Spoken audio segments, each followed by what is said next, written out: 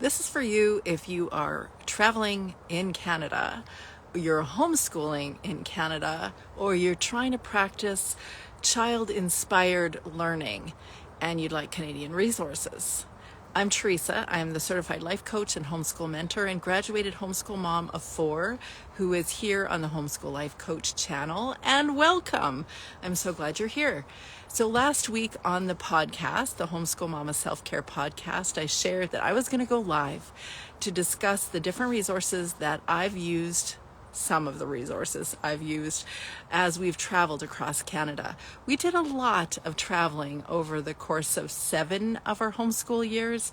And really the most remote place I went wasn't rural Africa, although I went twice. It was actually up into the Arctic. That was next level remote. My husband and I on that podcast episode talk about flying into an ice town or ice road town called Tuktoyaktuk, and there is now a road there, but there wasn't when we were homeschooling. That summer we visited, it was 2010, so you couldn't even access this town. You had to fly into this town. That was one of the coolest field trips that I did with our kids, 3 of our kids.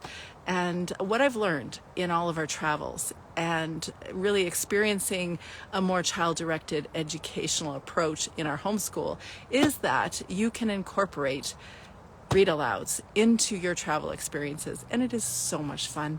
It is so much fun to remember that this book, I don't know if you've heard about this gal, I'm going to go with you have. Anne of Green Gables. There are a variety of resources that you can find on her. But when we're actually, when I look at this book, I'm thinking of our trip to PEI, where I did think we were going to homeschool, but we didn't. And that book is, and many books like it, are just reminders, memories of the cool travel experiences that we got to do. Highly recommended is to, when you need that quiet time as you're traveling, to grab a book or bring a book. If you have a international travel experience, then bring a Kindle if they still exist. Something that you can do just on a screen. But you want to have books, but you only want a few books because you can find books anywhere in the world. And that was a book that we read when we were in PEI. Here's The Call of the Wild. If you are Canadian, you know Jack London. This is most definitely a book that everyone should know about, The Call of the Wild. This is classic Canadiana. Terry, you said, yes, we happened. Let me see here. My sun is so bright. Yes, we headed to you're heading to PEI in a few weeks. Oh, so cool. I absolutely love that place. I think I've said that enough, but I love that place. My husband says I wouldn't love it so much in the winter, that a maritime winter is kind of tough, but it is a gorgeous place. And there's loads of books in that Anne of Green Gables gift shop.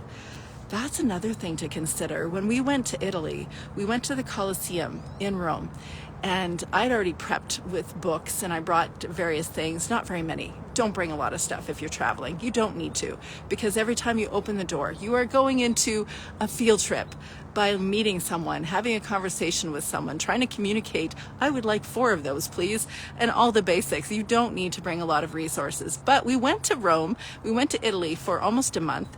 We'd already prepped by learning a little Italian on Duolingo. And we go to the Colosseum, and I am thrilled and surprised to discover that there are Usborne books in the gift shop. Usborne books. Like, they're everywhere. They're great books.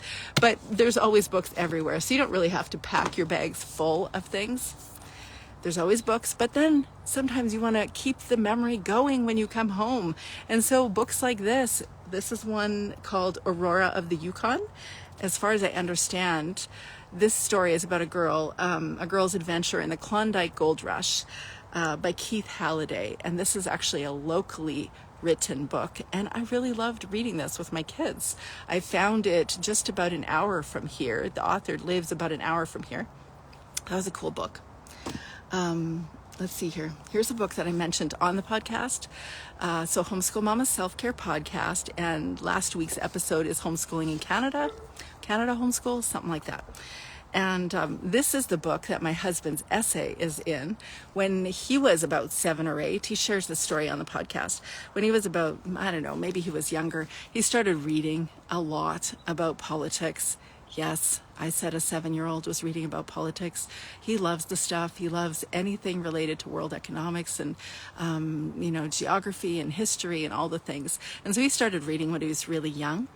And in between his second and third year of medical school, he applied to an essay, an award that you could win for an essay called As Prime Minister I Would.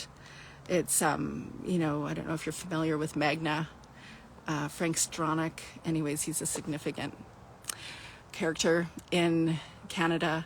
Anyways, he wrote an essay and won an award and an entire summer to work alongside that organization in Ontario. And he talks about if he was a prime minister, what he would do. And so it turns out my husband presently is going to run as an independent member of parliament in the upcoming federal election when it is actually called. And this is a childhood interest that he had way back when. To me, that example is so very much an example of a child-inspired direction in life. And I think it's just a really cool example as a now 52-year-old. So there's a good book. There's also, if you're a Canadian, Farley Mowat. This one is called Owls in the Family, but it's again a classic Canadian author. Then we've got a book here that I learned about this author, Jacqueline Guest. She's from Saskatchewan, and it's called Belle of Batoche. And I found this a really interesting story. I think I probably got it at a used library book sale. I have so many books and resources in my library because other libraries were closing down. And so, I almost see this as a badge of honor when there is a barcode and it's slashed out and I own it. There's some books like this that not only are just basic history for kids, just like a flyover. Obviously, it's not got depth, and it's really just from the perspective of one person, specifically here in the Riel Rebellion in 1885. But it's really interesting. It keeps the kids' attention, and it gives them a bit of a flyover of what happened during that time. This book, Will Hobbs' book, Jason's Gold, is a book that we read when we went up to the Arctic that summer. When we went up to the Arctic, we drove in a minivan, 3,500 kilometers with 4 kids. It took us 4 days, something like that. And we drove all the way up through Yukon. And I remember thinking, this is what it looks like up here. There's just a lot of trees. And I mean, a lot of trees. And then there were more trees. And then finally we hit Dawson City, which is still to this day one of the coolest places to visit.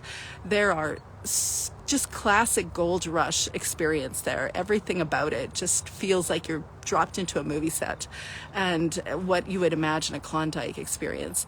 And so we ended up in Dawson City, and that is the book that reminds me of that time, Jason's Gold. And we would read that every night after dinner when kids were winding down for bed and we're, trying to figure out how to put 6 of us inside of a small motel room. And then we drove another 12 hours up, what's the road called? Dempster's Highway. Had a spare tire, thankfully. We had a flat, and there was a tire flat, and there was no one in between. There were so very few people driving up and down that road with our 4 kids heading up to the Arctic. I tell you more about the flight into Tuktoyaktuk with my kids and what it was like in the 6-seater Cessna, what it was like to meet a lady who'd lived in Tuktoyaktuk her entire life. She shared with us about beluga whaling. She shared with us about what it was like to have the Queen Elizabeth come to their little town, and Prime Minister at the time, who they had created an entire runway for so that he could land his plane. It was really a cool experience up there in the Arctic. Then I also want to introduce you to some books like this. Scholastic, a Guide to Canadian Government, Who Runs This Country Anyway. And it's books like this that are, they're storybooks, but they help you learn a little bit about the government if you are interested in that sort of thing. And clearly I am. And let's see, can't forget games. I have so many of these Professor Noggins games, and I'm still playing these with my son. He just loves all trivia, that sort of thing. So does his dad. And so it really is a lot of fun to play games like this. This is a great way to get introduced to a topic. There are topics of all sorts. You name the topic, it's there. But these are some of the resources that I would share with you if you are traveling. You don't want to take all of that. You just want to take, I don't know, just think a book, a chapter. How many chapters are in the book? If there's 12 chapters in the book, that means you've got 12 days covered for read-alouds each day. And those read-alouds are useful because they can be times where you're connecting with the kids, but also they know, oh, we're going to start with a little reading, 20 minutes of reading, say. And then everyone's going to find their quiet place, and then you're going to have an afternoon quiet time after lunch. You're going to create a bit of a routine of quiet so that you both address your needs for quiet occasionally, because we all know that when we're traveling, it is a lot more challenging to find that separate space. But also you're building these memories. You're connecting the stories to these significant places that you visited.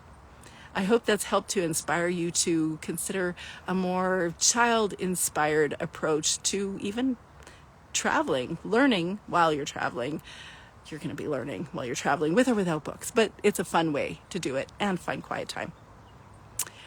So thank you for joining me, and I hope you have a lovely summer. We'll talk to you soon.